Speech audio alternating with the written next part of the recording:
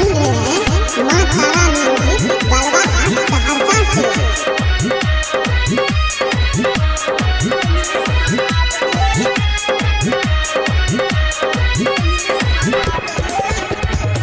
बिना पियले के नशा दै छी चाय,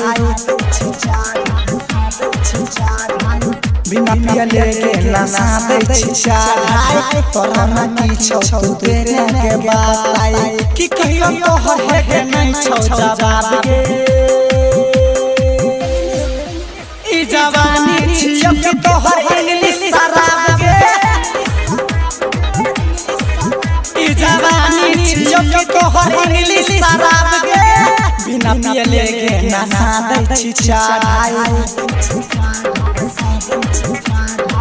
बिना पियले के नशा दै छी चाय। तोरा न किछो के देने तू बताई कि कहियो तोहर है के नहीं छौ जवाब गे।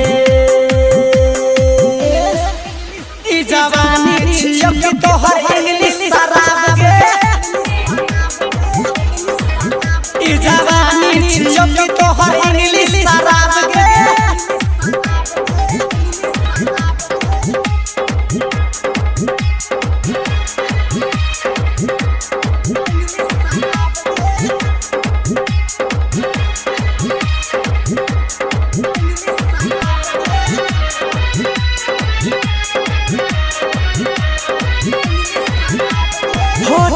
तोहरा छलकै छौ चोली में छौ तोरा चिकना।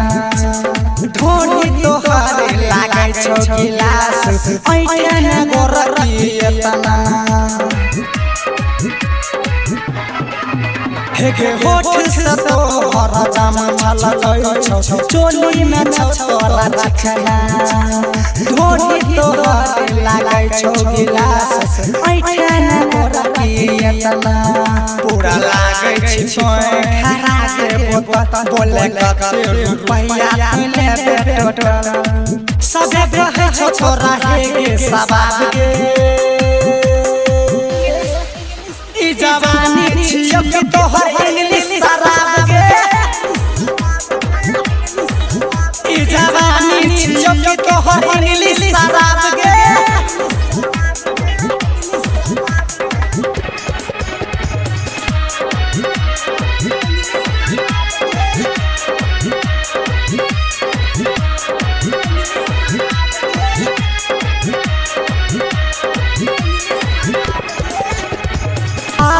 पास कहै छौ अमित कर नयना तुगे। तनी सचवाला पर गई छौ कर छाहु गे। आवन पास कहै छौ दिल छन कर नयना तुगे। तनी सचवाला पर गई छौ कर छाहु गे। बनल को बनबै वाला तोर अनिल सरोजा के सिखाई दी थोरा। अरे के राजा को हो मूड छै खराब गे। ई जवानी छियो कि तोहर इंग्लिश शराब गे। ई जवानी छियो कि तोहर इंग्लिश शराब गे। बिना पियले के नशा दै छी चाय, बिना पियले के नशा दै छी चाय। तोरा न किछो के देने तू बताई कि कहियो तोहर है के नहीं छौ जवाब गे।